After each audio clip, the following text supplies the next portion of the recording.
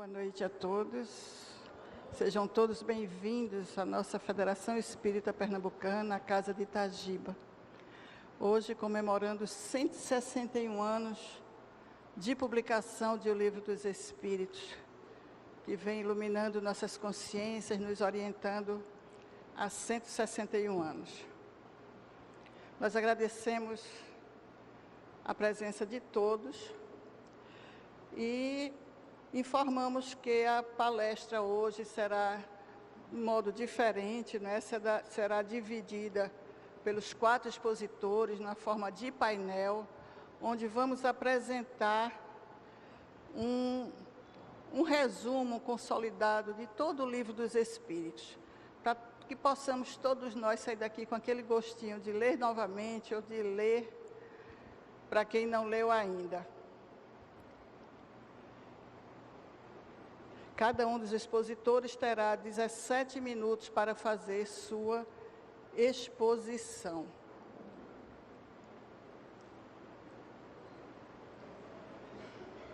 A título de exórdio, como o trabalho deles vai ser todo em cima dos livros que compõem o Livro dos Espíritos, nós vamos, em vez de ler o livro Fonte Viva, que era o Pão Nosso, que estaria na nossa sequência, nós vamos falar um pouquinho de uma parte muito importante do Livro dos Espíritos, que é a introdução e os prolegômenos. Na introdução, Kardec nos traz,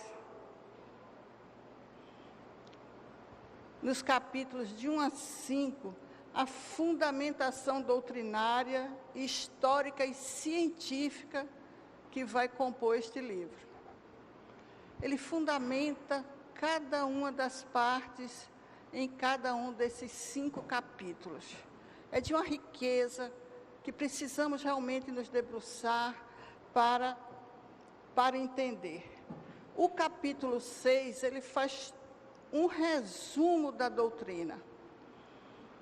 Ele explica em itens, em 33 itens, um resumo da doutrina, aqueles pilares que vêm sustentar toda a codificação.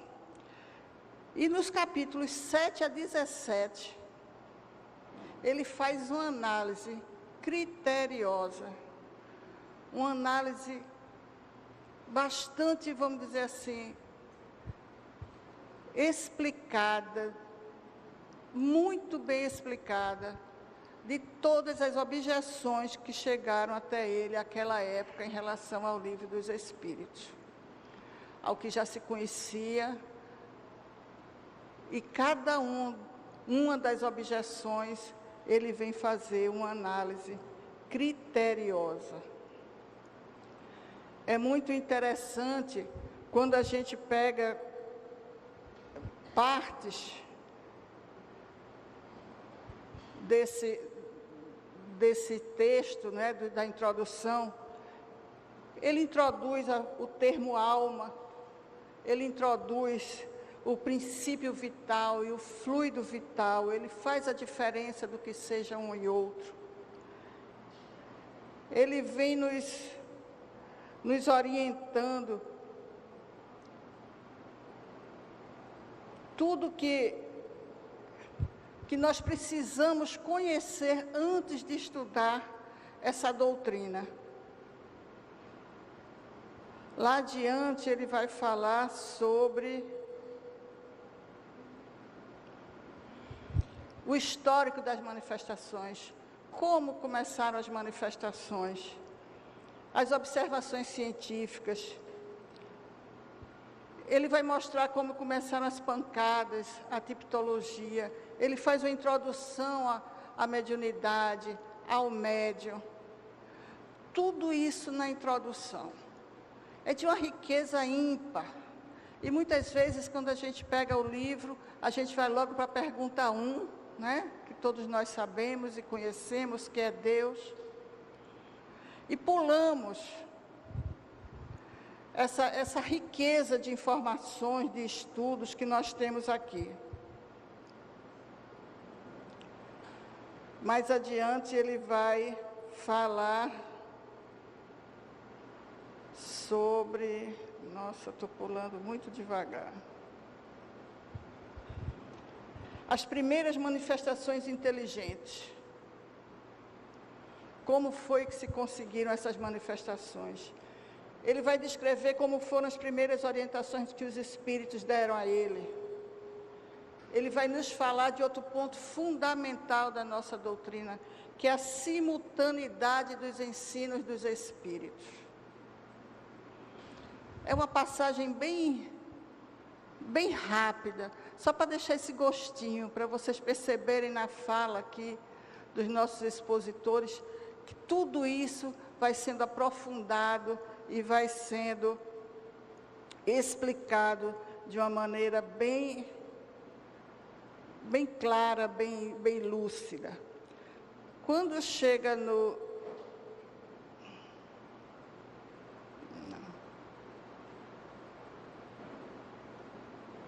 nos prolegômenos,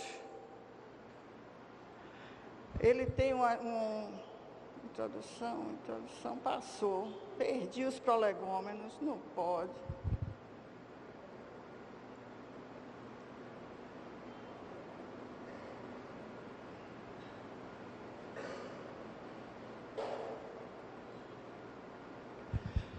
Chega nos prolegômenos, ele vem nos dar um resumo final disso aí. E nos ajuda na preparação para compreender esta obra gigante, que há 161 anos a gente estuda e a gente ainda não compreendeu perfeitamente, a gente ainda não apreendeu todo o seu significado. A gente ainda não tem condições de perceber em profundidade todas as orientações que essa obra nos traz. Então vai ser uma noite rica, um banquete espiritual, como costumamos comentar aqui, sobre esta obra basilar, que depois ainda é desdobrada nas 4 obras seguintes da codificação, no Evangelho, no Livro dos Médiuns, no Céu e Inferno, na Gênese, e que nós, cada vez mais, cada vez que lemos, que estudamos um capítulo, que estudamos uma das suas partes, nós percebemos o quanto ainda precisamos aprender e ainda precisamos aprofundar. Sejam todos bem-vindos nesta noite. Vamos aproveitar ao máximo cada frase, cada palavra, porque certamente vai ser de muita utilidade para todos nós. Vamos agora passar a palavra ao nosso querido Eduardo Neves, para que ele possa fazer a nossa prece inicial. Obrigado.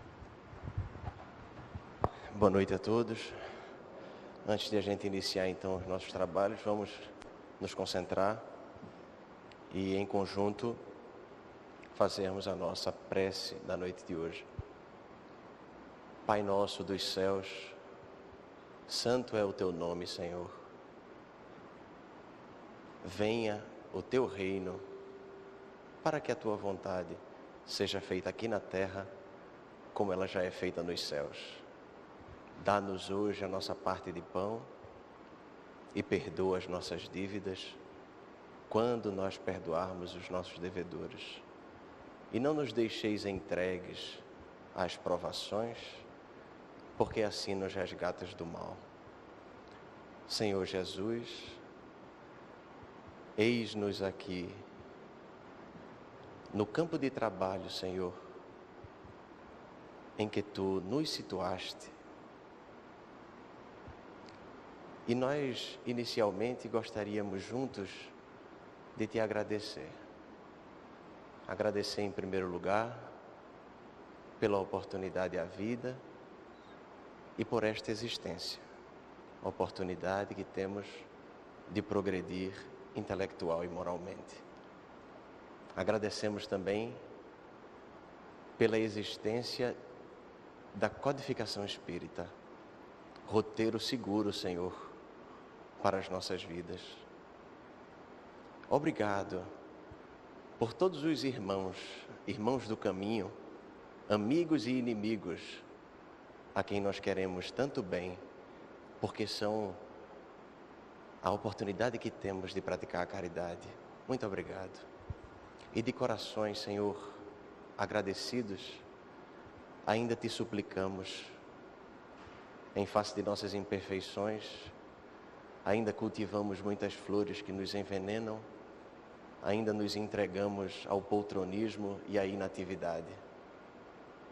E em face disso, Mestre, te pedimos, sê conosco, inspira-nos a fé, a todos nós que duvidamos, inspira-nos, Senhor, a esperança a todos nós que sofremos e dá-nos a oportunidade de praticar a caridade a todos nós que queremos, juntos, como irmãos, edificar o teu reino aqui na terra, espelhando quanto antes a grandeza do teu amor.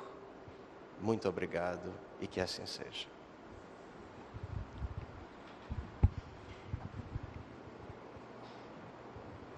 Vamos iniciar o nosso painel expositivo, convidando Eduardo.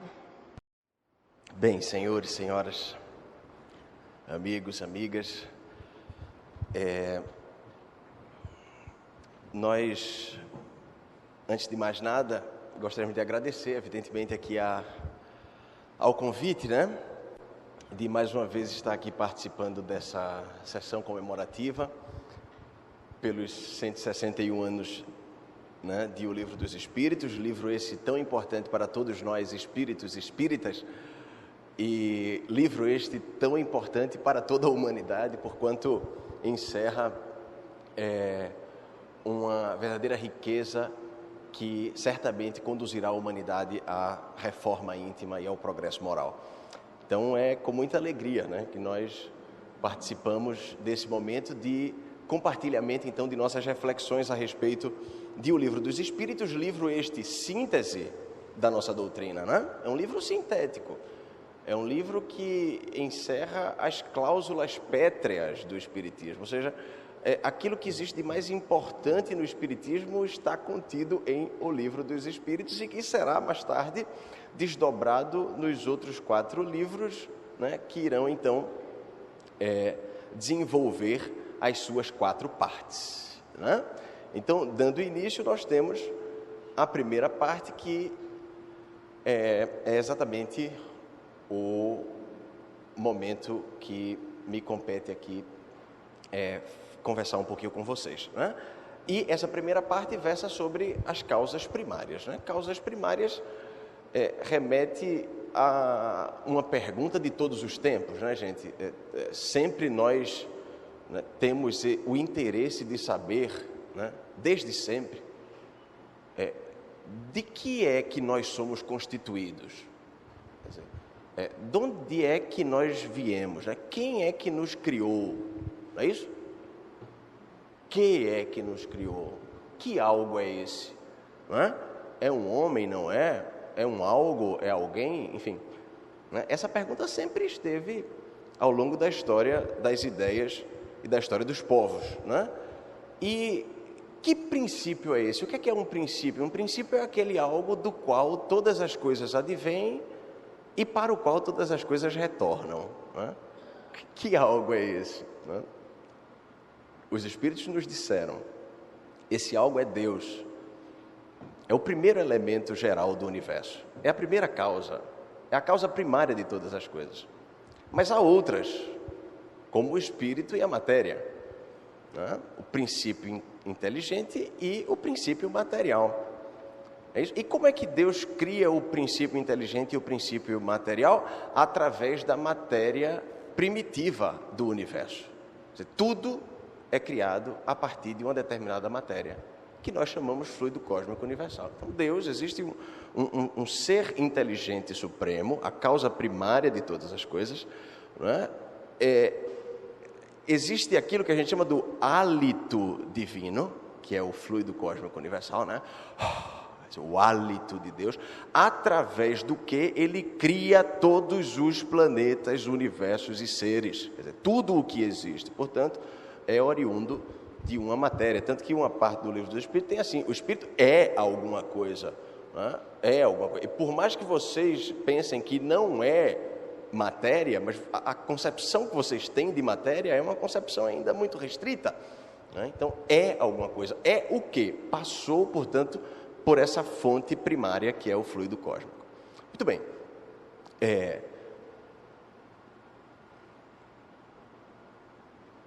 temos aí uma imagem que nos remete àquela ideia de que nós conhecemos o Criador pela obra, não é? E uma coisa muito importante é que, ainda no século XIX, a gente tem uma imagem, uma resposta que nós sempre buscamos ao longo dos tempos e que foi uma resposta muito importante porque ali no século XIX, né, se nós lembramos, o materialismo filosófico está cavando trincheiras muito profundas, separando filosofia materialista da religião e negando a existência do espírito e enaltecendo a existência da matéria, né? E uma resposta deste tipo, né, em 1857, dizendo de maneira clara que um dos princípios gerais do universo é o Espírito, né? E não apenas ele ressaltou a existência do Espírito, mas ressaltou também a existência de Deus como causa primária, unindo e não separando como vinha sendo feito, né? Unindo ciência, né? Filosofia e religião. Então, tudo o que existe no universo está regido por essas leis naturais, físicas e morais que advêm do nosso Criador. Muito bem, mas adentrando um pouco mais, e aqui, né, eu peço a atenção dos senhores, porque é o núcleo duro da nossa conversa, quer dizer, qual é a imagem e a visão que o Espiritismo traz de Deus? Essa é a parte mais importante que eu queria trazer aqui, né? Não estou trazendo nada de novo, isso quem nos trouxe foi Kardec, há 161 anos atrás. Mas o que eu pensei de O Livro dos Espíritos e da Gênese, que é o livro que desdobra essa primeira parte, foi exatamente isso. Qual é a visão que o Espiritismo nos traz de Deus? E qual é mesmo a importância da gente saber disso? A importância é muito grande, porque dependendo da visão que eu tenho de Deus, eis aí a relação que eu terei com Ele. De outro modo, a imagem que eu tenho do Criador dirá muito da minha religião, dirá muito da ligação que eu tenho com Ele. Se nós imaginarmos, por exemplo, né, a imagem que nós tínhamos antes de um Deus vingativo, qual é a imagem, né? O que é que essa imagem nos conduz? Nos conduz a temermos a Deus, né? Quer dizer, nós temíamos a Deus. Por quê? Porque Deus era vingativo, Ele revida tudo aquilo que a gente faz de errado, né? E se nós nascemos já com a impressão de que temos pecados originários, então Ele não gosta da gente desde sempre, quer dizer, e a gente precisa temer, evidentemente, esse algo, né? Se nós pensamos mais tarde em Deus como sendo um rei, né, que gosta de ser bajulado, a palavra é essa, né? Então, o que é que a gente vai fazer? A gente vai construir templos suntuosos, né? A nossa relação com Deus vai depender dos nossos sacrifícios, sacrificar animais, sacrificar-nos através das penitências. Quer dizer, é uma relação diferente a partir da visão que nós temos de Deus. Mas qual foi a visão que, né, aqui na primeira parte das causas primárias, qual foi a visão que Allan Kardec nos trouxe, né, endossado pelos Espíritos, na questão número 13, né? Deus é eterno, infinito, Deus é único, soberanamente justo e bom. Veja a diferença, né? Algo totalmente na linha do que Jesus dissera, mas muda a nossa relação com Deus, nos aproxima de Deus, né? Então, uma partezinha que eu trouxe aí da Gênese foi o seguinte: a inteligência do nosso codificador, a importância desta frase como critério que Allan Kardec nos lega para que nós possamos julgar se algumas ideias com as quais nos deparamos no nosso dia a dia são verdadeiras ou falsas a partir dos atributos de Deus. Veja a inteligência do codificador. E eu queria dividir isso com vocês, porque me chamou muita atenção. E não apenas isso, mas essa imagem do Deus absolutamente justo e bom, como condutora não apenas de facilitar o nosso julgamento em face de ideias verdadeiras ou falsas, mas de ações boas e más. Então veja o que é que ele nos diz em filosofia, em psicologia, em moral, em religião. Só há de verdadeiro o que não se afaste nem um tio das qualidades essenciais da divindade. Veja, a gente só pode dizer que uma ideia é verdadeira se e na medida em que ela estiver consoante os atributos da divindade contidos na lei, na pergunta de número 13 do Livro dos Espíritos. Não é isso? Então, só para dar alguns exemplos e a gente fechar essa ideia e essa entrega do codificador, desdobrando, portanto, esse tema fundamental do Livro dos Espíritos, em A Gênese. Exemplos. Se eu digo assim para você, se a gente se depara com essa ideia no meio da rua, quer dizer, subjetivismo teológico, Deus é uma criação do homem, humanismo, né? O humanismo adora essa ideia, quer dizer, Deus é uma criação humana, né? Um dos sofistas diz assim, Deus foi criação de um político inteligente que queria se fazer obedecer, e aí criou a existência, né, de Deus para que as pessoas obedecessem então às determinações que ele diz que são determinações de Deus. Quer dizer, isso é uma inversão completa. Se a gente perguntasse a Allan Kardec, de acordo com essa frase contida na Gênese, diria ele, peraí, mas quais são os atributos da divindade? Os atributos da divindade, Deus é, primeiro, eterno e infinito. Se é eterno e infinito, não tem início nem fim e existe desde sempre. Não há falácia em início de Deus, não é isso? Início? Não. Se existe desde sempre, a temporalidade não se adequa, exatamente porque ele está no plano da eternidade. Não há falácia em início. Nós tivemos início, evidentemente, ele nos criou. Então, como é que eu posso ter criado algo que veio, que existe, melhor dizendo, desde sempre? É impossível. Não é uma ideia verdadeira, portanto, a ideia do subjetivismo teológico, porque exatamente Deus é eterno e infinito, e é contraditório, portanto, a gente defender algo assim, nos critérios estabelecidos pelo nosso codificador, que são os nossos critérios, os critérios que nós adotamos para pensar as ideias humanas e espirituais. Panteísmo, outro exemplo, quer dizer, tudo é Deus, é verdade isso, tudo é Deus. Bem, com todo o respeito que nós temos ao panteísmo, porque conduz também à prática de muito bem, né? Muitas vezes, outros irmãos nossos de outras religiões veem assim aquela baratinha, né? Aquele animalzinho que você não dá nada, e eles veem ali Deus. Então eles não vão matar. Eles não vão matar, porque eles veem ali o próprio Deus. Então vejam como o panteísmo ele conduz também a boas ações. Mas nós espíritas o que dizemos disso? Não é preciso você ser panteísta para não matar. Porque existe uma lei de conservação e de destruição que nos conduz à destruição em face do perigo iminente. Em face da necessidade. Se eu não tenho necessidade nem estou num perigo iminente em face de uma barata ou de qualquer outro animal que vocês pensem aí, a lei moral vai dizer o que é que nós devemos fazer. Nós não precisamos ser panteístas para agirmos bem. É somente a ressalva que a gente faz. Mas, no fundo, panteísmo é correto? Bem, vendo pelo lado de que Deus é imutável, não pode ser. Porque sendo imutável não pode ser material. Aliás, eu acabei de dizer que tudo existe decorrente do fluido cósmico universal, que é a matéria originária do universo. Então, se tudo o que existe é material, e desde que a matéria se move e flui e muda, e considerando que Deus é imutável, então não pode ser verdade que tudo seja Deus. A gente pode acreditar até que Ele esteja em tudo, evidentemente, mas não que seja tudo. Vejam como o nosso codificador foi muito feliz em nos trazer essa relação do julgamento das ideias a partir dos atributos da divindade. Politeísmo é a mesma coisa, né? Como é que pode existir um Deus bom e outro Deus mau, se ele é único? Aliás, menos um mais um é igual a zero, né? Deus não é zero. Deus é um. É a unidade.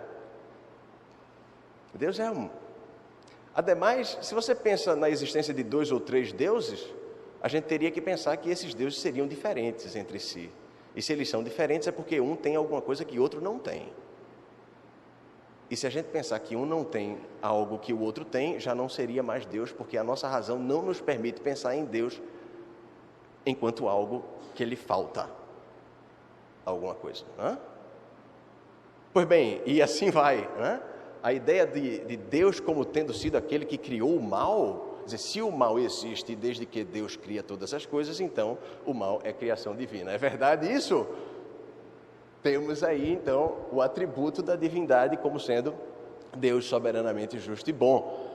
Ele cria o Espírito, no qual ele inscreve, né, ou insere tudo o que nós precisamos para alcançarmos a perfeição. Somos, portanto, perfectíveis, né? Mas ele não cria o mal. O mal é decorrência de nosso próprio livre-arbítrio, no momento em que nós optamos deliberadamente por agir em desconformidade com a lei moral. O que é o bem? O bem é a ação que corresponde à lei moral. Se a gente age em desconformidade com essa lei, eis o mal. Então, o mal não é criação de Deus, o mal é fruto de nosso próprio livre-arbítrio, por ignorância ou por rebeldia.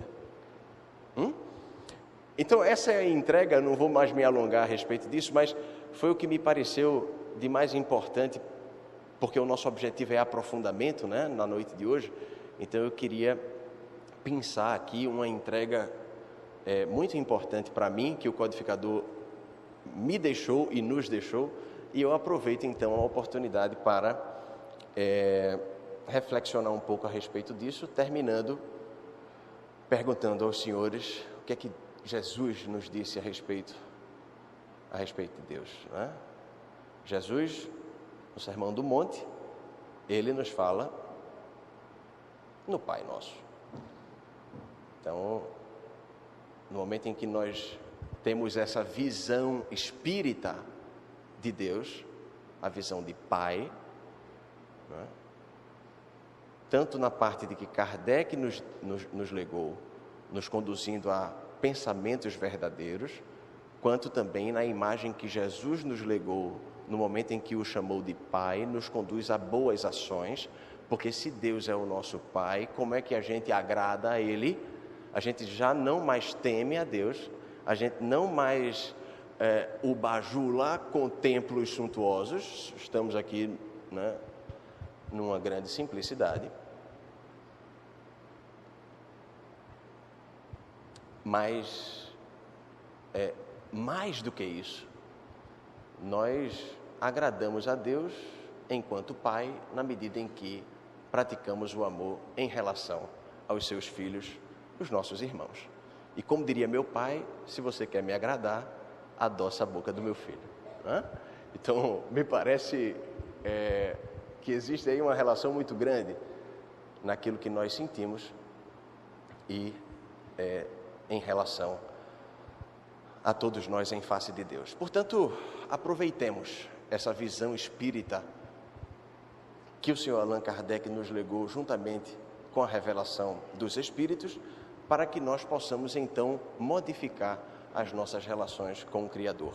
Agora, passando então dos elementos gerais do universo, a pergunta que remanesce consiste em saber que definição nós podemos dar do Espírito. Este agora individualidade, não princípio inteligente que estagia na matéria do átomo ao arcanjo, mas já alcançando a humanidade. Que definição? Então, vou pedir aqui para um dos nossos colegas, né, pode ser o Osgley. Osgley, o que é que você pensa, então, como é que a gente pode definir o Espírito enquanto individualidade? Vou passar agora para Osgley, para que ele possa então compartilhar as reflexões.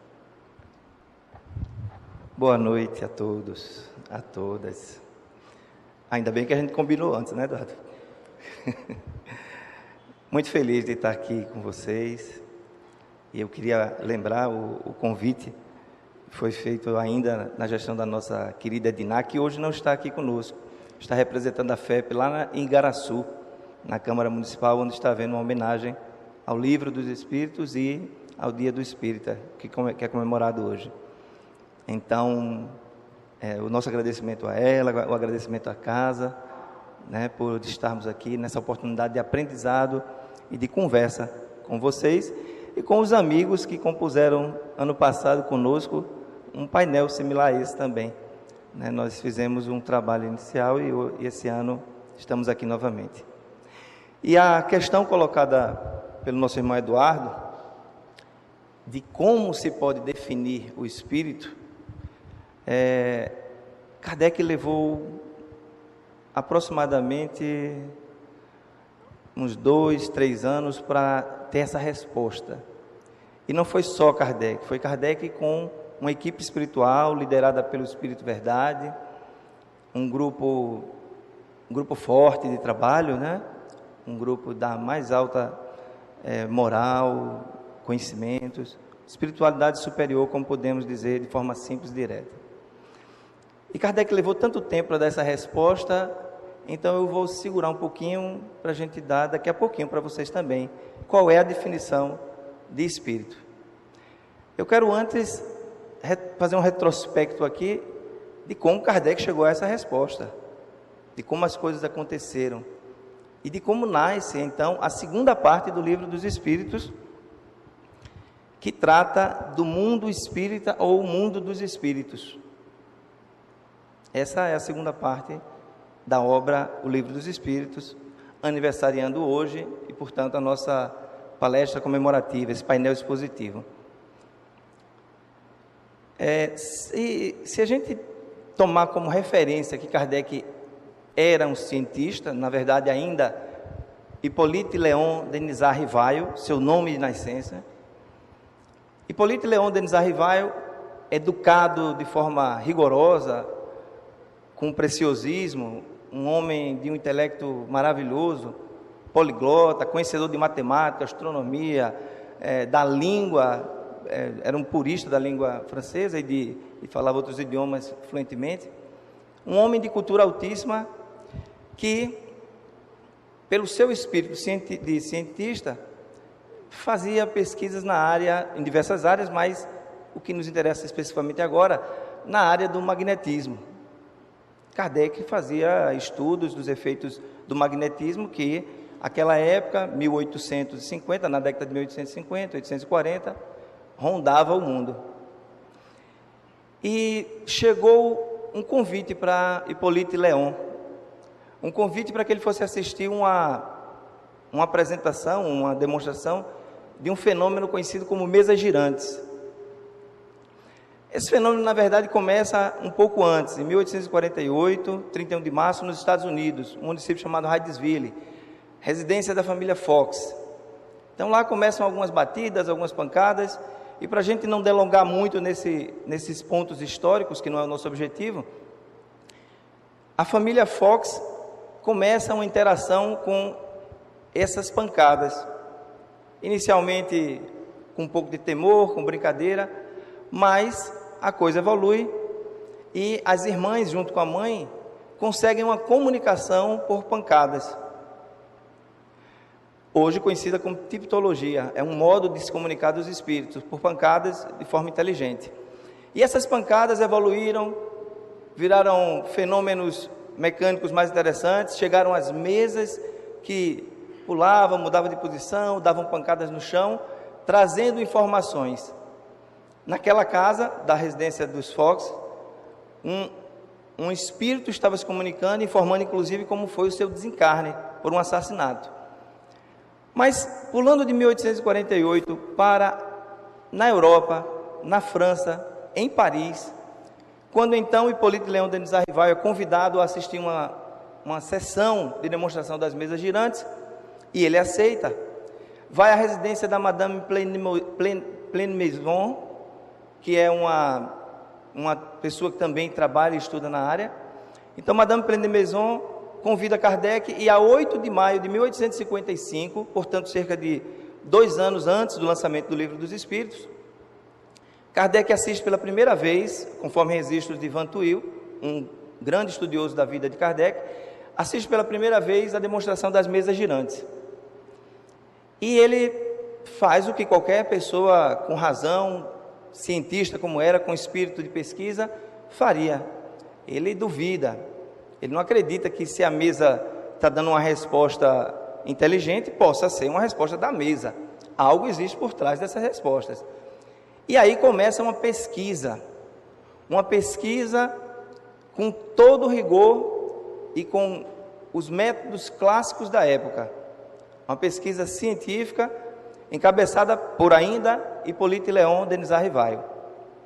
Essa pesquisa segue uma linha clássica, que começa com a escolha do objeto. Então, Kardec se viu diante de fenômenos que precisavam ser delimitados. Ele não poderia pesquisar tudo.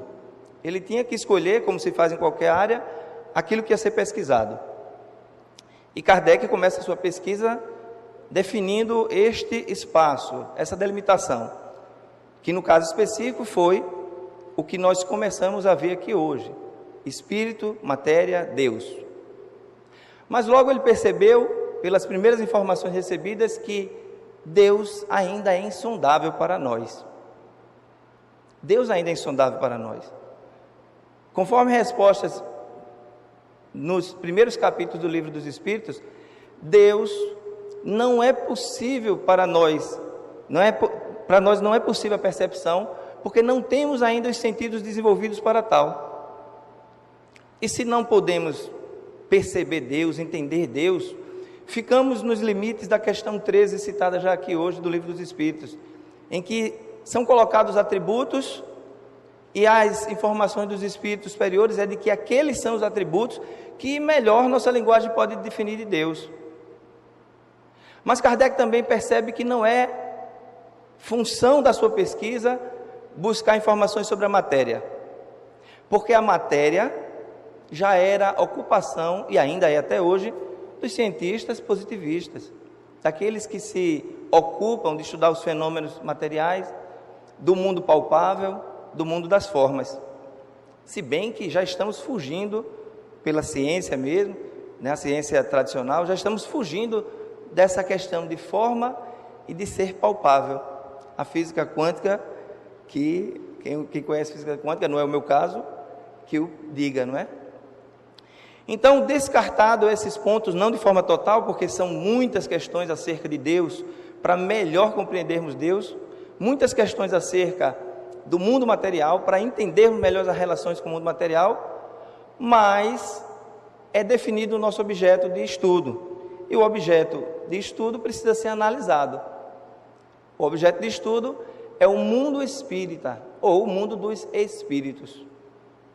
O mundo dos espíritos, e aí a gente chama atenção para o E maiúsculo, nós já estamos falando das relações, das origens, destinos, natureza desse ser individual que é o espírito. Não mais um princípio espiritual, mas os espíritos. E é lógico que Kardec, como seria de uma pesquisa clássica, vai evoluir para a formulação de leis e dedução de consequências, que nós vamos deixar para os colegas que virão. Mas o nosso foco, o ponto que a gente quer trazer como análise, é o mundo dos espíritos. E Kardec, na sua pesquisa de 1857, com licença, vou trazer para cá minha fila e minha água.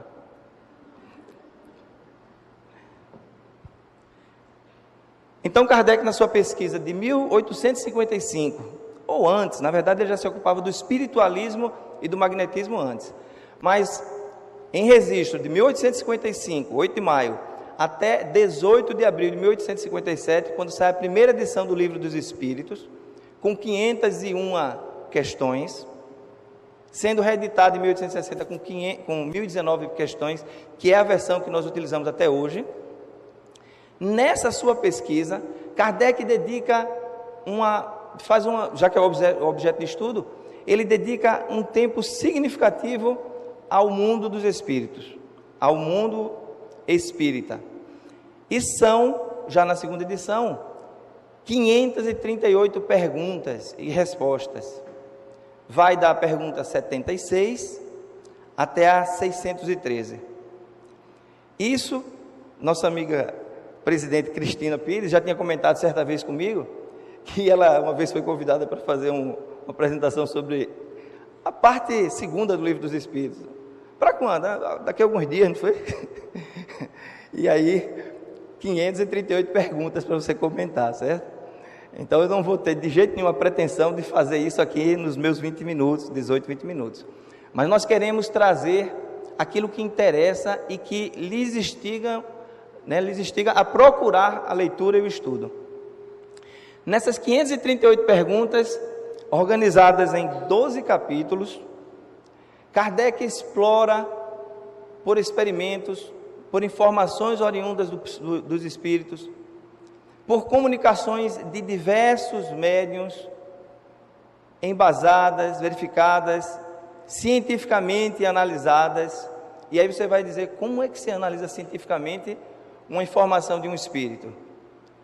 Da mesma maneira que se analisa cientificamente uma informação de um encarnado. Eu tenho informações de algum de vocês e eu vou lá e verifico se essas informações são verídicas. Se o modo de falar, se os nomes que eu utilizo, são evidências, são informações que qualificam para que seja verdade. Podemos trazer aqui como exemplo, e é sempre rico esse exemplo, Parnaso de Além Túmulo, primeiro livro psicografado de Chico, um livro com dezenas de poesias de poetas desencarnados, portugueses e brasileiros. E esse livro, quando saiu em 1932, Kardec, ainda com seus 22 anos, então, né? Kardec, não, desculpa, Chico Xavier, na sua psicografia, foi analisada, foi verificada pelos grandes da época, da Academia Brasileira de Letras, que só confirmavam, olha, são os próprios autores, são eles mesmos, é Augusto dos Anjos mesmo que está falando aí, né? E quem conhece de poesia, de rima, de métrica, essas coisas todas, sabe que é fácil identificar um poeta pela sua obra. Mas então, essas 538 perguntas organizadas em capítulos traz informações do objeto de estudo que Kardec fazia à época. Os objetos de estudo que buscavam informações sobre os espíritos. E aí nós estamos falando aqui da natureza dos espíritos, do que eles são feitos, como é que eles chegam aqui, como foram criados. Segue com informações sobre a encarnação dos espíritos, não necessariamente o processo de encarnação. Nós estamos falando aqui dos objetivos. Para que encarnar? Por que estamos aqui? Qual o objetivo de nossa chegada? Por que encarnamos? Qual foi a finalidade dessa encarnação?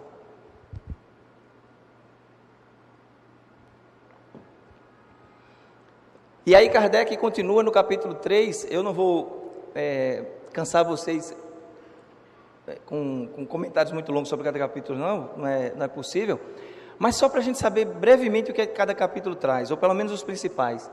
E no 3 ele fala da volta do espírito, quando se extingue a vida no corpo. Observem que o que está acontecendo aí é o seguinte: Kardec fala dos espíritos, que aliás, a pergunta que me foi entregue pelo nosso irmão Eduardo, a questão 76, a primeira desse grupo de 538 perguntas, que abre a segunda parte, Kardec pergunta logo isso, né? Como é que se define um espírito? Porque se nós vamos estudar determinado objeto, a primeira coisa que a gente quer saber é o que é isso, né? Como é que eu defino isso aí? E Kardec fez isso. Como definimos o espírito? Já a gente diz o que é que eles disseram. E então, ele segue uma sequência. Primeiro a natureza, o que é o espírito. Depois, como acontece a encarnação. Como acontece a encarnação e por quê. entra ali na questão dessa volta do Espírito, quando ele volta ao mundo espiritual, portanto ele estava encarnado e volta ao mundo espiritual. Segue, já que ele desencarna, falando da pluralidade das existências, a importância, a justiça divina, por que reencarnamos, como isso está acontecendo, como explicar, e aí nós encontramos explicações para tantas mazelas, para tantos problemas, e ao mesmo tempo para tantas coisas boas que nos acontecem às vezes de graça, não é? Acontecem coisas boas de graça às vezes. Você está ali com um problema sério, chega alguém e lhe ajuda, você olha para a pessoa assim, por que essa pessoa está me ajudando, não é? De graça. Explicações que a gente consegue encontrar aí nessas passagens. Existe um capítulo que faz umas considerações sobre a pluralidade das existências e que fecha, Raul, o que foi que eu fiz aqui? E que fecha com aquela conversa de Nicodemos e Jesus, em que Jesus diz para ele assim, né, que é preciso que nasça de novo para encontrar o reino dos céus. É preciso nascer de novo. Estamos com um problema técnico, a gente vai providenciar aqui uma transferência. Vamos ligando, só um instantinho, com licença. Deixa ligando. Mas seguindo, fala também da vida espírita. Como é que acontecem as coisas lá no mundo espírita? Nós não temos aqui relatos das coisas que acontecem aqui, como funciona o nosso trânsito, como funciona a nossa alimentação, nossas vestes. Nós temos aqui relatos de como se tratam doenças, de como se relacionam as pessoas, cursos, estudos, lá também tem. E isso é narrado nesse capítulo.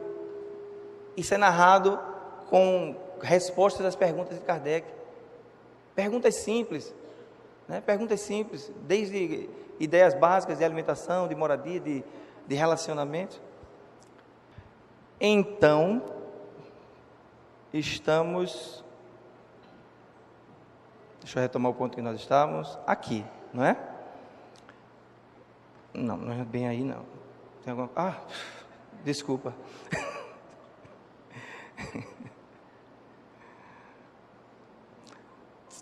Posso fechar? Agora vai, né? Então nós estamos nesse ponto aqui, da vida espírita.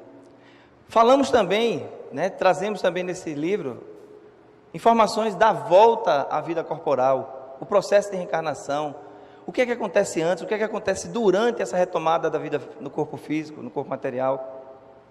O que é que acontece depois que você chega aqui, os problemas, os defeitos congênitos, a loucura. O que é que está relacionado com essa vinda, com essa chegada, com essa encarnação, com essa volta ao corpo? E aí, estando no corpo, veja que há uma sequência aí. Estando no corpo, é estudada as questões de emancipação da alma, questões relativas aos sonhos, à bilocação, ou seja, estar em 2 lugares ao mesmo tempo, que para nós parece a princípio algo absurdo, mas nós temos relatos com testemunhais, com comprovações de passagens de fatos onde determinado espírito esteve em 2 lugares ao mesmo tempo. Alguns casos muito conhecidos, nós não vamos trazer aqui, senão vai alongar demais.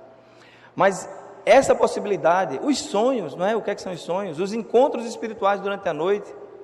Aquela noite que você dormiu com um problema e acordou com a certeza de que agora eu sei como é que eu vou resolver. Você resolveu aquilo sozinho, dormindo?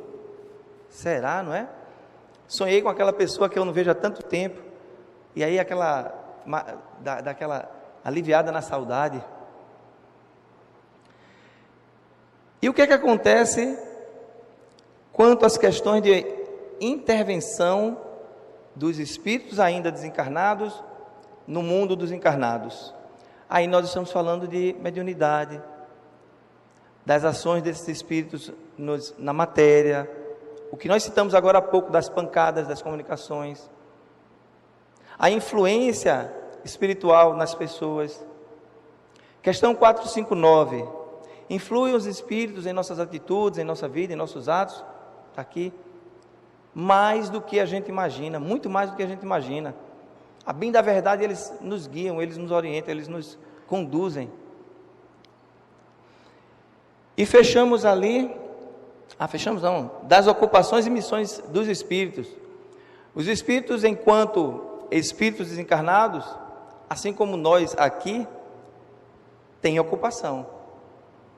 E se ocupam de muitas coisas, desde os fenômenos da natureza, até cuidar de você, de mim.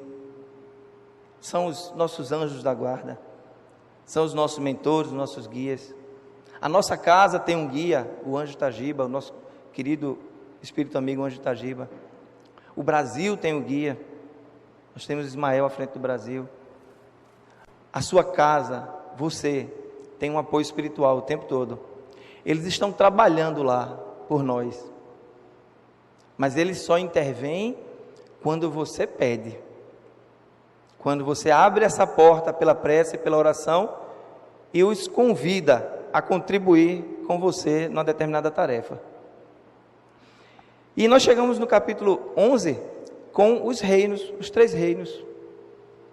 Os reinos mineral, animal, hominal, em que nós temos os espíritos atuando e fazendo parte desses reinos. Tudo isso foi compilado então nessas 538 perguntas com respostas, que, a bem da verdade, deve ter sido muito mais. Deve ter sido muito difícil resumir isso tudo somente em 538 perguntas. Mas essa era a missão do codificador. Essa era a missão do então, agora, com o lançamento do Livro dos Espíritos, em 1857, Allan Kardec, que adota esse nome em função de uma encarnação anterior que ele tinha vivenciado. Tudo isso está então contido lá no Livro dos Espíritos de 1857, foi compilado à frente no Livro dos Médiuns, que até hoje nós temos conosco, nos orientando, nos guiando em nossas atividades relacionadas ao mundo espírita, ao mundo dos espíritos. E o Livro dos Médiuns, este que é o resultado da segunda parte, e vale aqui uma observação muito importante: se o Livro dos Médiuns não existisse, a doutrina espírita estaria completa ainda. Se o Evangelho segundo o Espiritismo não existisse, as 4 obras que se seguem ao Livro dos Espíritos são obras derivadas do Livro dos Espíritos,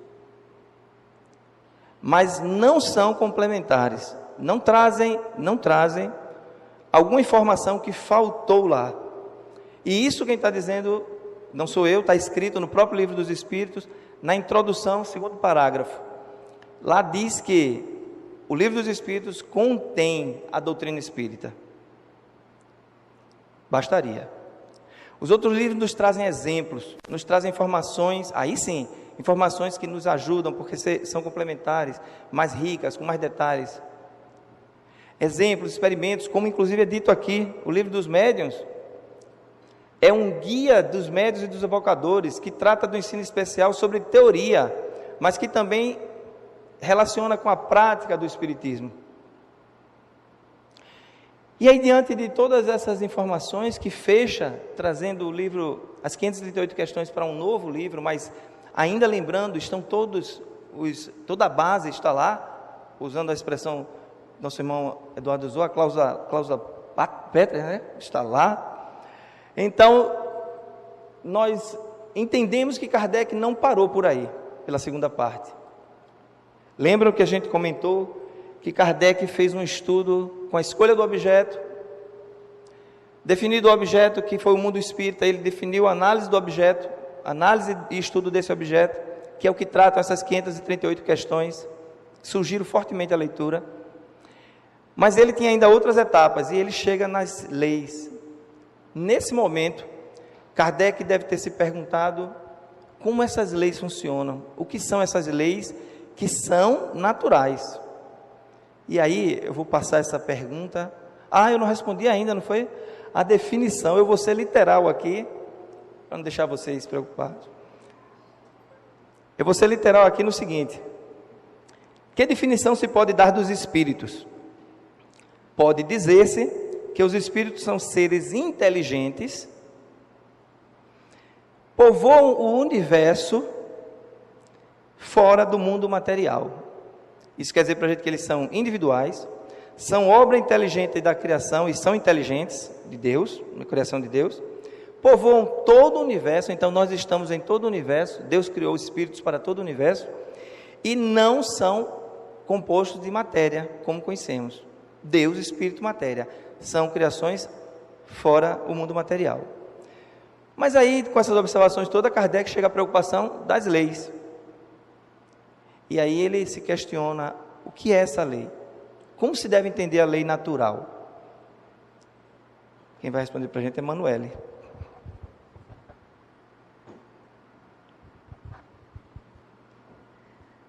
Boa noite a todas e a todos. Primeiramente, eu gostaria que a minha primeira palavra fosse gratidão.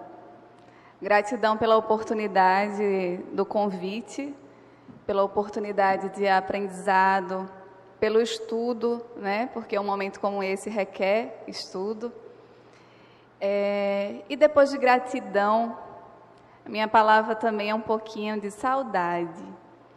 Eu, um pouquinho emocionada até, me recordo do nosso 18 de abril do ano passado, em que comemoramos 160 anos, e ficou uma saudade do nosso querido Edson Caldeira, que esteve conosco, confiou, né, na gente, uma confiança, acredito até imensa, convite feito pela nossa querida Edna, e ele abraçou, né, a proposta. E acredito que o momento que tivemos com ele no ano passado, no 18 de abril, foi um dos últimos trabalhos que ele fez aqui na casa. Então, a gente fica aqui lembrando de algumas situações do nosso querido Edson, que com certeza nos percebe nessa data, né, tão querida.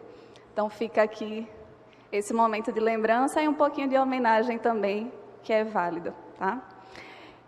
Em relação à pergunta, eu vou até copiar um pouquinho do Osley, dizendo que eu não vou responder agora a pergunta, né?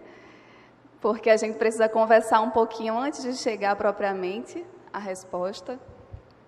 Aqui nós vimos como foi feito o estudo, né, do senhor Allan Kardec. Primeiramente, foi necessário delimitar o objeto, que Eduardo falou a respeito, e Osley explicou o método, né?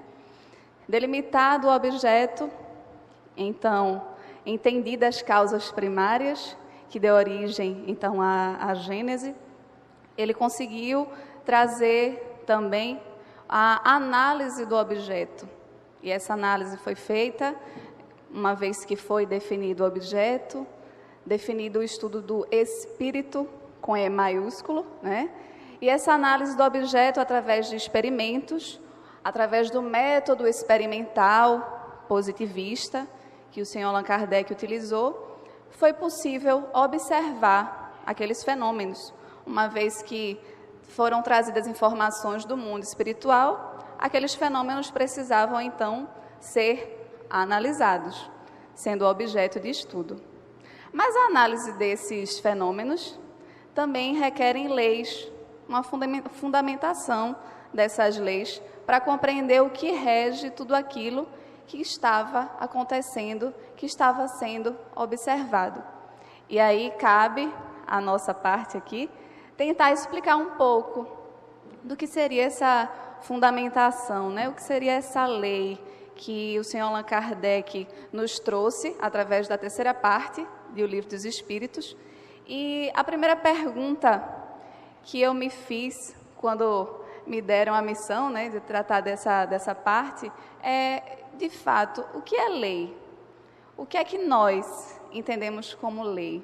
Né? Então, nós podemos nos debruçar nos dicionários, observar o que é, e talvez não consigamos a resposta que estamos querendo, que estamos procurando. Então, eu trouxe aqui uma definição de dicionário, que a gente poderia dizer que é uma regra categórica. Também poderíamos dizer que é uma regra, que é prescrição escrita que emana da autoridade soberana de uma dada sociedade e impõe a todos os indivíduos a obrigação de submeter-se a ela sob pena de sanções. Isso seria uma definição até um pouco simples, que nós trazemos no dicionário, mas quando eu vi essas duas definições, né, eu ainda senti que não era a resposta para as leis que nós queremos estudar. Então, é necessário, portanto, entender o que é que o Senhor Allan Kardec nos trouxe em O Livro dos Espíritos, com as perguntas e respostas, e o que é que a gente pode extrair para entender, de fato, o que é a lei. Bem, vou passar aqui. Essa é a terceira parte do Livro dos Espíritos, que trata das leis morais. E aí, colocado isto, esse questionamento acerca do que seria lei, essas respostas podem ser identificadas, e aí eu vou pincelar aqui apenas para um cunho didático, né, dizer que as leis divinas, o Senhor Allan Kardec subdivide na questão 617, em duas classificações básicas, digamos assim, que são as leis físicas. As leis físicas, como o Osgley já comentou, né, elas tratam de situações específicas da matéria bruta, né, o movimento e as relações da matéria bruta, e isso está diretamente relacionado aos estudos da ciência, não é? Então, posto isto, que as leis físicas são conceituadas através dessa regulamentação do movimento e das relações da matéria bruta, nós podemos dizer que a ciência é que toma parte para estudá-las. Lembrando sempre que o Espiritismo, muito pelo contrário, né? O Espiritismo abraça a causa científica, uma vez que é um dos tripés, né, que estrutura a nossa doutrina. E a outra classificação que nós podemos ver também na questão 617 é leis morais. Então, temos as leis físicas e as leis morais. E o que seriam essas leis morais?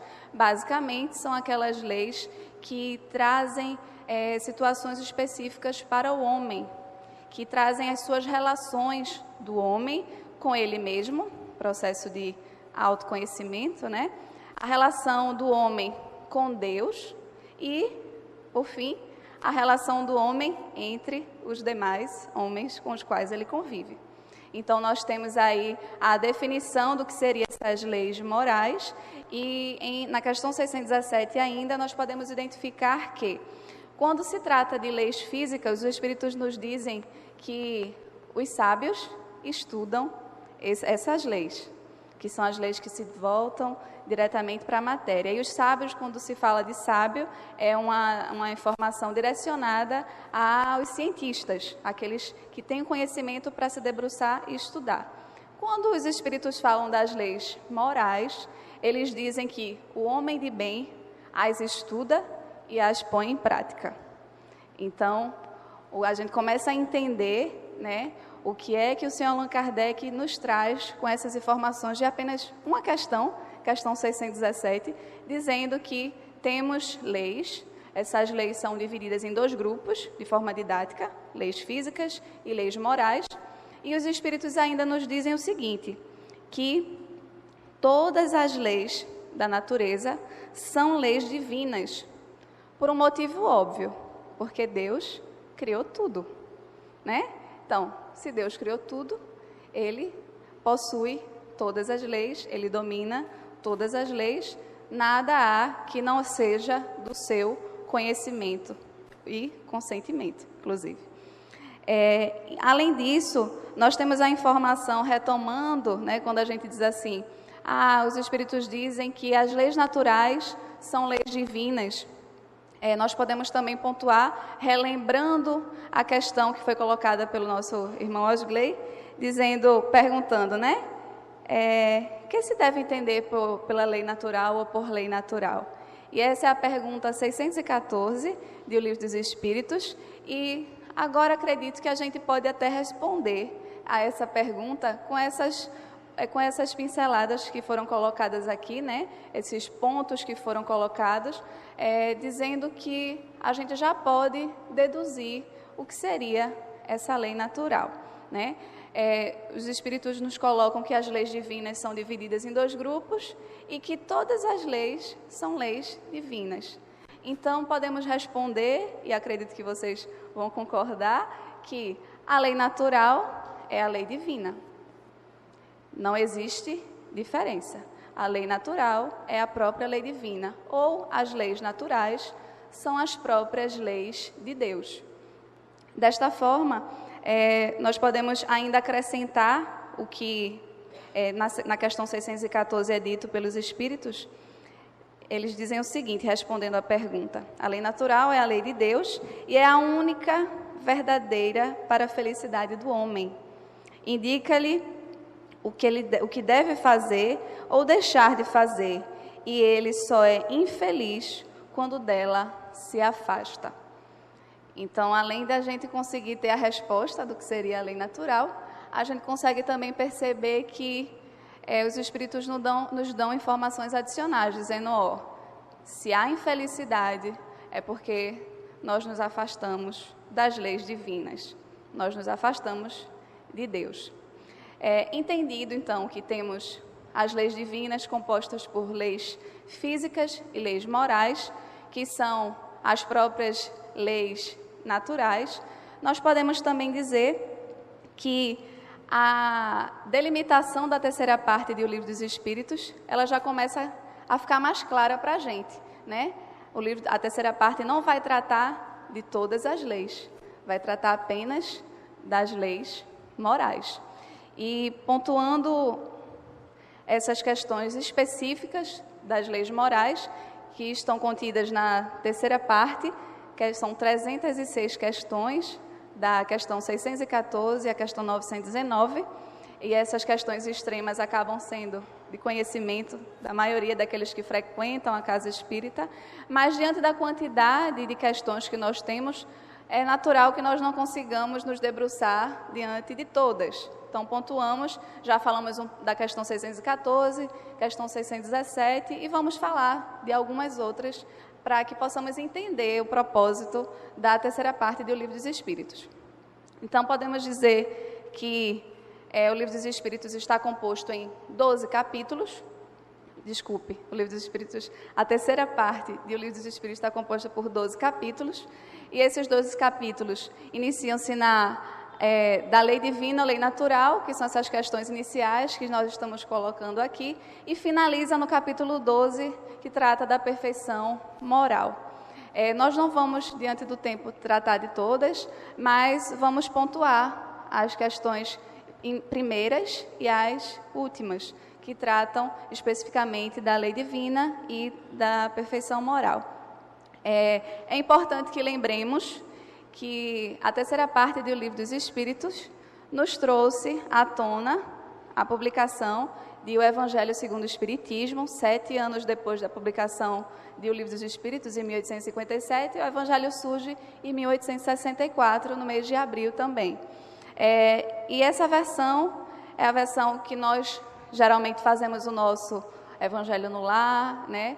Nós estamos utilizando, geralmente é a porta de entrada, muitas vezes, para quem está chegando na casa espírita, o Evangelho, e é uma ferramenta bastante importante, né? Evangelizadora, inclusive, não só para aqueles que estão dentro da casa espírita, mas para aqueles que convivem, né? E têm a oportunidade de ter acesso a esta obra. De que forma o Evangelho segundo o Espiritismo pode ser conceituado? Eu não vou trazer minhas palavras, vou trazer as palavras da contracapa de O Evangelho segundo o Espiritismo, e o que é dito lá, para aqueles que não tiveram ainda oportunidade de ver, de analisar isso. O Evangelho segundo o Espiritismo com a explicação das máximas morais do Cristo, em concordância com o Espiritismo e suas aplicações às diversas circunstâncias da vida. E aí é relevante que destaquemos as máximas morais do Cristo, né? E aí nós nos recordamos da questão 625, que é nos colocado modelo e guia, Jesus, né, pelos Espíritos, dizendo que é através da exemplificação do Cristo que nós conseguimos ter uma referência, um norte, um caminho a seguir. E não podia ser diferente, o Evangelho segundo o Espiritismo traz as máximas morais do Cristo para servir de cunho didático, para que nós recordemos, né, as passagens dele por aqui, nos ensinando, trazendo sua proposta de evangelização, de amor, de humanização, né, e cristandade. Que nós possamos ter a referência de Jesus continuamente, né, na nossa casa, no nosso trabalho, na casa espírita, lembrando sempre que Jesus é o nosso guia. E é interessante que nós pontuemos também que existe uma frase bem interessante que nós não vamos trazer interpretações, ela por si só fala, que diz lá na contracapa ainda: fé inabalável só o é que pode encarar frente a frente a razão em todas as épocas da humanidade. Isso é o Espiritismo, né? Isso é essa doutrina maravilhosa que a gente tem o presente de receber, de estudar e saber que as coisas são muito além daquilo que a gente imagina, né? Então, a razão como instrumento valioso de educação, evangelização, aprendizado contínuo. E eu trago para vocês aqui, para aqueles que tenham interesse de se debruçar, de conhecer um pouco das leis morais, com uma ótica de outro autor, né? O Evangelho por si só, ele já basta, mas aqueles que queiram conhecer, existe o livro As Leis Morais, de Rodolfo Caligari, que foi um espírita bastante atuante, né? Nascido em São Paulo, na cidade de Americana. O livro foi publicado em 1967, embora se pareça um livro antigo, mas é interessante que a gente veja uma abordagem trazendo o caráter religioso da doutrina, que muitas vezes a gente esquece, né? Que pensa só na ciência, na filosofia, e o Rodolfo Caligari nos traz a oportunidade de ver a doutrina espírita, especificamente os 12 capítulos da terceira parte o Livro dos Espíritos, com a proposta de religião, tá? A doutrina como no seu caráter religioso, trazendo sempre os exemplos de Jesus como sendo o guia, o norte, e lembrando da necessidade de nós nos cristianizarmos, né? Nos tornarmos pessoas cristãs de fato, seguindo o Evangelho redivivo de Jesus. Então, fica a dica, né, para aqueles que queiram conhecer. Nós temos aqui na nossa biblioteca essa obra, inclusive a que eu estou aqui é uma versão da biblioteca, um exemplar da biblioteca, mas também temos na nossa livraria. E eu gostaria de deixar uma reflexão acerca do capítulo 12, como eu disse para vocês, não é possível nós tratarmos de tudo, trazendo a reflexão de Santo Agostinho, né, quando os espíritos perguntam a ele qual seria o meio prático eficaz que tem o homem de se melhorar nesta vida e resistir à atração do mal. E aí a gente fica pensando assim, talvez a gente nunca tinha pensado qual é o meio prático, né? Prático. E aí o Santo Agostinho fala com propriedade dizendo como ele fazia. Então que nós possamos fazer como ele, que toda noite, antes de dormir, refletir acerca das suas condutas naquele dia, percebendo os aspectos positivos e negativos, os positivos mantendo, mas não dando tanta atenção assim, né? E os negativos tentando conduzir para uma forma corretora, né? De trazer uma nova conduta diante do erro, uma oportunidade nova, uma oportunidade de trazer uma conduta diferente. E aí Santo Agostinho diz que ele fazia assim, desta forma, e quando tinha dúvida se aquilo que ele estava fazendo estava no caminho certo ou não, ele se colocava no lugar do outro e se perguntava, será que se eu estivesse no lugar da outra pessoa, eu estaria gostando dessa minha conduta? Então, esse processo reflexivo, ele diz que é o processo de conhece-te a ti mesmo, né? Faz esse mergulho interior, que nossa querida Joana de Ângeles nos traz também, processo de individuação.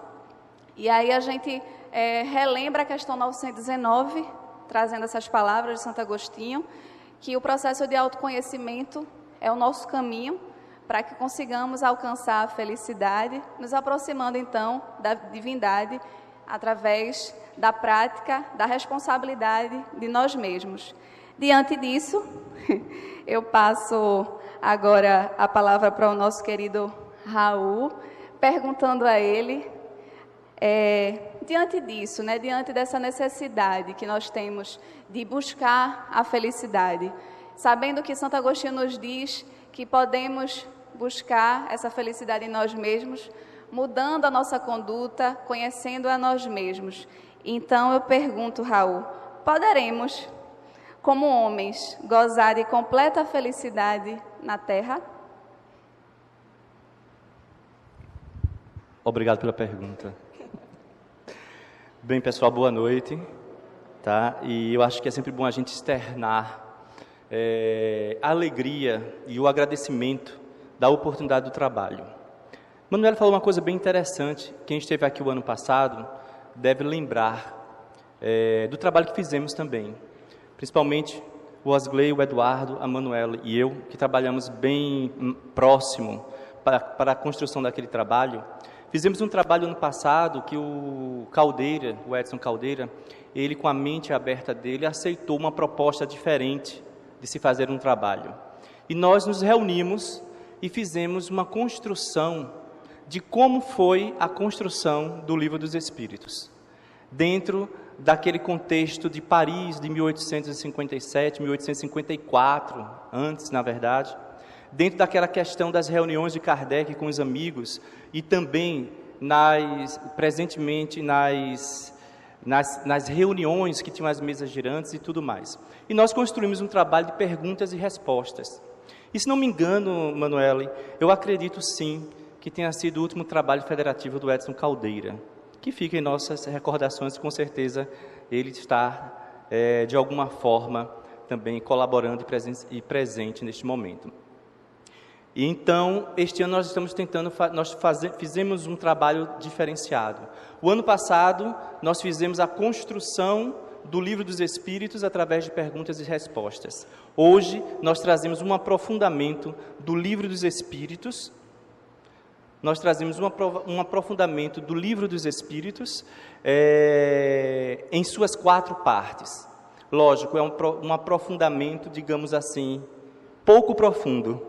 Por quê? Porque aprofundar o Livro dos Espíritos em 1 hora é impossível. Né? Então, o Livro dos Espíritos, com as 1019 perguntas que nós utilizamos na atualidade, ele precisa realmente de um longo estudo. E ainda é pouco. Eu lembro, certa vez, uma palestra de Valdo, que ele dizia que Joana de Ângeles pediu que ele estudasse o Livro dos Espíritos, e ele leu o Livro dos Espíritos. Extremamente feliz, ele chega, Joana, terminei, e agora? Ele diz, volte e leia o Livro dos Espíritos. E ele lê mais uma vez, mais feliz ainda, volta, Joana, terminei, e agora? Divaldo, estude o Livro dos Espíritos. Então é um livro que a gente realmente, como o Osgley falou, os outros 4 livros derivados dele, eles podiam até nem existir, que o próprio Livro dos Espíritos ele se encarregaria de trazer para nós todas as informações que precisamos. E dentro dessa proposta, a pergunta de Manuele, eu não vou deixar para depois, para não matar vocês de curiosidade. Eu vou responder como Osgley e a própria Manuele fez. Eu vou responder de primeira, para adiantar o processo. Então, ela perguntou o que mesmo? Se era possível para a humanidade ter a felicidade completa. Kardec, em 1857, fez essa pergunta na questão 920 de O Livro dos Espíritos, porque a humanidade, ela dá passos não tão largos, não tão grandes. Então, a ansiedade daquela época, em busca da felicidade, ainda é a nossa ansiedade. Mas os Espíritos são categóricos e respondem, não. E nós temos, a princípio, um desapontamento. Mas nós temos que fazer duas observações nessa resposta. A primeira é que os espíritos, eles são muito responsáveis e eles respondem exatamente o que Kardec pergunta, para que não haja dúvidas. Kardec perguntou: é possível para o ser humano ter a felicidade completa? O detalhe está no completa. E eles respondem não. Por quê? Porque a felicidade completa é a felicidade passível para os espíritos que já atingiram o processo de caminhada e atingir a perfeição. Espíritos que estão em mundos felizes e espíritos que estão fora já do contexto obrigatório dos processos reencarnatórios. Mas a segunda observação seria o seguinte: é que os espíritos, eles usaram uma conjunção adversativa. Porém, querendo dizer o seguinte: a felicidade completa não é possível no planeta, mas a relativa é. Por quê? Porque o planeta, tanto quanto os espíritos que nele habitam, precisa estar, só tem acesso àqueles condicionamentos que a própria psique do espírito permite. Então, nosso planeta, na categoria de mundo que se encontra, com os espíritos aqui, que habitam aqui, ainda não tem a percepção, nem o merecimento, nem o trabalho concluído para se ter a felicidade completa. Então, a nossa felicidade é relativa. E foi dentro desse processo que Kardec, curioso também, em relação aos processos de felicidade e processos de sofrimento da humanidade, ele constrói a quarta parte dos livros dos Espíritos, baseada nessa pesquisa, nessa informação, nessa conversa, e chamou das esperanças e consolações.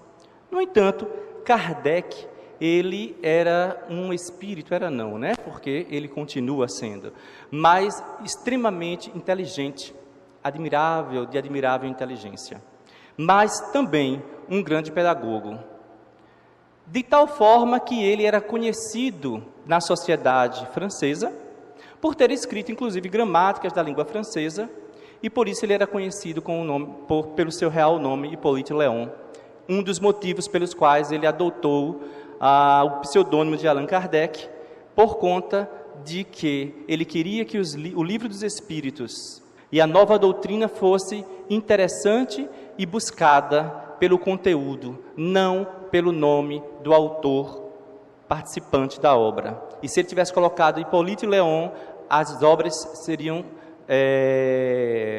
de vendagens absolutas por conta do próprio nome que ele tinha. Então, ele sabia o quê? Que estava surgindo uma nova era para a humanidade.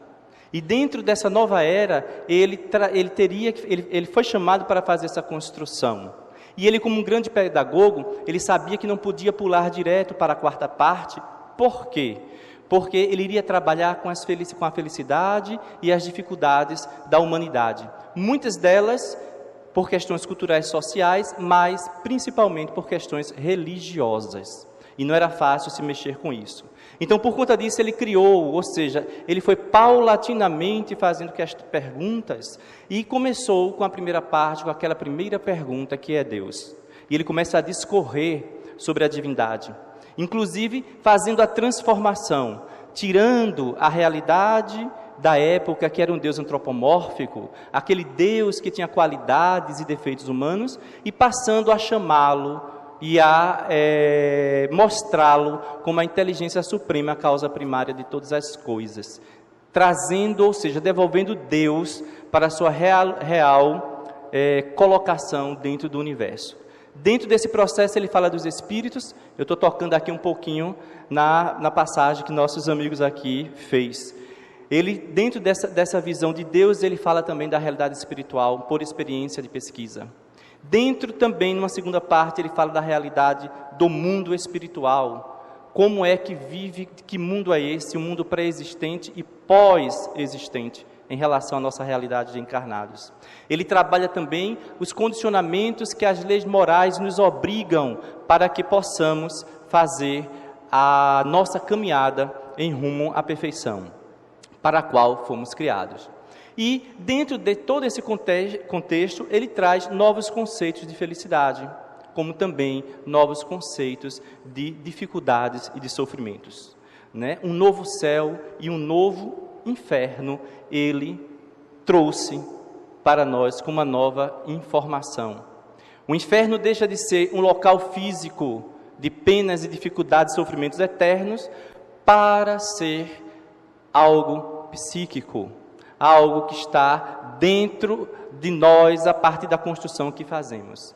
E é por isso que nós podemos sim sermos felizes, dentro da relatividade que o planeta nos oferece e nos dá condições. Dentro desse processo, Kardec devolve para a gente a total responsabilidade do nosso futuro, seja ele de dores ou de felicidade.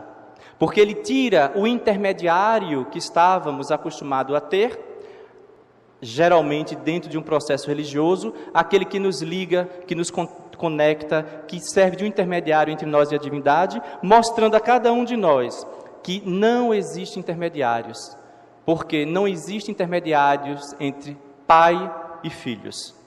Nós somos criaturas do Criador. Em palavras humanas, somos filhos de um pai. E dentro desse processo, Kardec devolve para a gente a responsabilidade do amanhã, e que só compete a nós. Nisso eu lembro um filme muito bom que fala sobre Francisco de Assis, chamado Irmão Sol, Irmã Lua, e dentro de um momento lá, quando Francisco está construindo a igreja, tem uma música de fundo que ele fala mais ou menos assim: se você quer ser feliz, construa a sua felicidade, pouco a pouco, pedra sobre pedra, dia após dia, e você alcançará. Pedra sobre pedra, para que ela seja alicerçada, para que um vento qualquer não venha derrubá-la. Então a felicidade é uma condição inexorável do espírito. Nós fomos criados para sermos felizes. Qualquer infelicidade que temos é resposta das nossas ações. E dentro desse processo é que Kardec, ele traz das esperanças e consolações, que é a quarta parte do Livro dos Espíritos, e ele divide essa quarta parte em dois itens: das penas e gozos terrenos e das penas e gozos futuros. Ele começa a falar da nossa realidade atual como encarnados e da realidade futura. A realidade atual como encarnados, não só o que construímos agora, mas o que nós trazemos de construção de um passado recente ou um passado remoto. E a partir do comportamento que temos, construiremos os nossos gozos ou a nossa felicidade, ou as nossas penas para o futuro.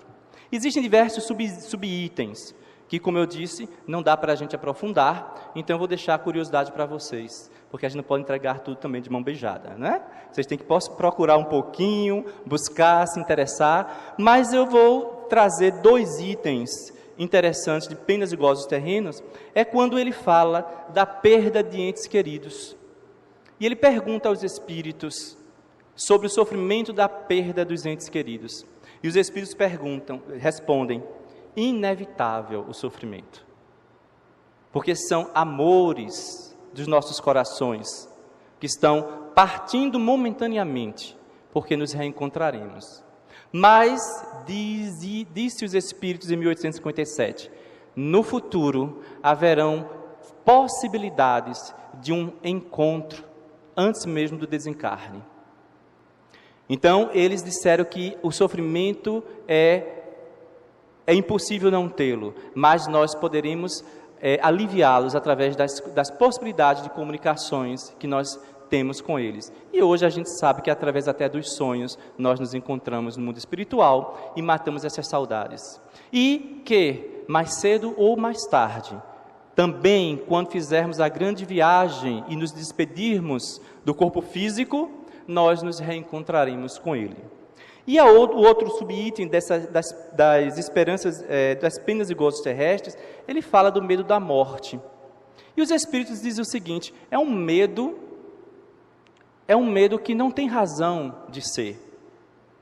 Por quê? Porque nós somos espíritos e temos experiências anteriores, temos isso guardado em nós. Mas é admissível diante da forma cultural e social que somos educados. Desde criança, que são colocados nas nossas cabeças, que existe um inferno de dores, que existe sofrimento após a morte para aquele que não se comportar. E todo o nosso comportamento nem sempre é aprovado, social nem culturalmente. E essas ameaças, dessas desaprovações, faz com que nós tenhamos sofrimentos futuros. E isso é incutido desde criança em nossas mentes. E fica fixado, cristalizado. E muitas vezes precisamos de muito tempo para desmistificar, para desconstruir essa realidade. Mas é uma realidade que a espiritualidade diz que entendem por conta do processo de criação, de educação do ser, mas que não é admissível esse tipo de sentimento. Nas penas e gozos futuros, eu falei dos gozos terrestres, vou falar agora um pouquinho dos gozos futuros. Ele fala também da intuição da vida futura e a intuição de sofrimento e felicidade futura. Essa intuição é uma intuição lógica, porque nós vivenciamos essa realidade antes de reencarnarmos. E dentro desse processo fica incutido em nossa mente, lá no inconsciente, essa lembrança. Por isso que todos nós, sem saber como, nem como será o processo, temos a certeza de que algo sobrevive após a morte. E a doutrina espírita vem dizer que esse algo somos nós mesmos, somos os espíritos. E é dentro dessa quarta parte que Kardec traz, em 1865, um livro chamado O Céu e o Inferno, onde ele vai falar do céu e inferno, dos anjos e demônios e dos estados de felicidade e sofrimento que abarca toda a humanidade, trazendo inclusive desconstruções que o arquétipo humano traz milenarmente. Mas, finalizando, porque estamos em cima da hora, mas o que acontece? Existem 3 condicionantes para que essa felicidade seja atingida. A primeira delas, o amor como lei. O maior espírito que já pisou na terra, Jesus, ele trouxe a lei. Quando perguntaram a ele disse: a lei que te dou é: amai a Deus sobre todas as coisas e ao próximo como a ti mesmo. Essa é uma das condicionantes, amar. A segunda condicionante é o conhecimento, que Manoeli falou aqui. Na questão 919 do Livro dos Espíritos, ele pergunta sobre este assunto e ele responde: um sábio da antiguidade já te disse, conhece-te a ti mesmo. Precisamos amar, precisamos nos conhecer, inclusive precisamos nos conhecer muitas vezes para amar. E a terceira condicionante é a reencarnação, que é a questão sine qua non, que sem ela não conseguiríamos atingir o desiderato para o qual fomos criados. E o processo da reencarnação precisamos rever essa situação, porque absorvemos a reencarnação como um processo de sofrimento e de expiações, quando na verdade a reencarnação não contempla sofrimentos nem expiações. A reencarnação contempla o aprendizado. Os sofrimentos expiatórios ou provacionais são construções do homem, são construções da humanidade. Então, se seguimos as leis morais, que a Manoeli falou aqui, seguimos o amor, seguimos o autoconhecimento, com certeza nós estaremos construindo um futuro diferenciado e não precisaremos, no amanhã, termos reencarnações expiatórias. Mas sim, teremos sempre reencarnações até nos chegarmos a um processo de depuração que nos permita sair das rodas reencarnatórias. E nós vamos deixar, dentro desse item a quarta parte, ele constrói a quarta parte em 99 perguntas e respostas. E é dentro desse processo, dessas informações do amor, do conhecimento e da reencarnação, que nós aqui deixamos como reflexão para vocês e para nós também. Um item, uma frase que está na lápide, no túmulo de Allan Kardec, que é exatamente esta, que resume toda a doutrina espírita, de certa forma, resume toda a doutrina espírita em seus projetos de justiça, evolução e amor. Nascer, morrer, renascer ainda e progredir sempre, tal é a lei. Boa noite e muito obrigado pela atenção.